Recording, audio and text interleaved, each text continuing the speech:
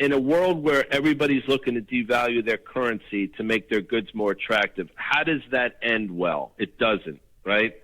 I mean, it doesn't. I mean, we here in the United States outwardly talk about this strong dollar policy, but really, if you ask them, if them being the powers that be, what they really want is a weak dollar, because a weak dollar makes our goods more attractive. And what a weak dollar does to you and does to me and does to the rest of the citizens is it's a hidden tax. It's an invisible tax, because your buying power gets diminished every day. Nobody wants to talk about it, but that's what's going on, which is one of the reasons why the Federal Reserve should be raising rates, because it'll strengthen our dollar, and although it might hurt our market, it'll increase the buying power of our citizens. And those forces at some point will figure the whole thing out. But again, you know, nobody has the political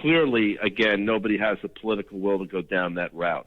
Do you think at some point the populace is just going to figure it out? I mean, I often say that if the plumber and the welder living next to me in South Philadelphia understood that the cash that they put under the mattress is depreciating 2% every year, or if they understood what you're talking about, you know, the purchasing power of the dollar decreasing, there would be fucking riots. Do you think at some point, regardless of what the Fed narrative is and the government narrative is, the people just start to understand it?